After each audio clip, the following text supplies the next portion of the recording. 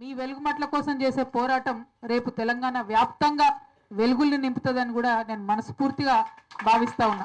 ప్రతి చోట ఏదో ఒక రకంగా పేదవాళ్ళకి అన్యాయం జరుగుతుంది. కానీ వాటన్నిటిని కూడా అందరూ పోవడం రావడం టూరిస్టులా చూడడం తప్పితే పరిష్కారం కోసం ఎవరు ప్రయత్నం చేయలే. అందుకే వెలుగుమట్ల విషయానికి వస్తే నేను ఒకటే నిర్ణయం తీసుకున్నా, వెళ్ళినామంటే పరిష్కారం అయ్యేదాకా అక్కడే ఉండాలి. మన ఇండ్లకి వెళ్ళి బయటికి గుంజుకొచ్చి ఇక్కడ వేసిన తర్వాత కనీసం రావాలి కదా అని అడిగితే దాని మీద డిస్కషన్ లేదు. ఎక్కడైతే బాధితులను తీసుకొచ్చి ప్రభుత్వం పెట్టిందో ఇక్కడనే కూర్చుంటాం.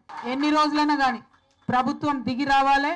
ఎక్కడైతే మన పేదవాడి ఇంటి మీద బుల్డోజర్ నడిచిందో అక్కడనే బిల్డింగ్ కట్టియాలి. ప్రతి చోట ఏదో ఒక రకంగా పేదవాళ్ళకి అన్యాయం జరుగుతుంది. కానీ వాటన్నిటిని కూడా అందరూ పోవడం రావడం టూరిస్టులా చూడడం తప్పితే పరిష్కారం కోసం ఎవరు ప్రయత్నం చేయలే. అందుకే వెలుగుమట్ల విషయానికి వస్తే నేను ఒకటే నిర్ణయం తీసుకున్నా, వెళ్ళినామంటే పరిష్కారం అయ్యేదాకా అక్కడే ఉండాలి. మన ఇండ్లకి వెళ్ళి బయటికి గుంజుకొచ్చి ఇక్కడ వేసిన తర్వాత కనీసం రావాలి కదా అని అడిగితే దాని మీద డిస్కషన్ లేదు. ఎక్కడైతే బాధితులను తీసుకొచ్చి ప్రభుత్వం పెట్టిందో ఇక్కడనే కూర్చుంటాం. ఎన్ని రోజులైనా కానీ ప్రభుత్వం దిగి రావాలి. ఎక్కడైతే మన పేదవాడి ఇంటి మీద బుల్డోజర్ నడిచిందో అక్కడనే బిల్డింగ్ కట్టియాలి.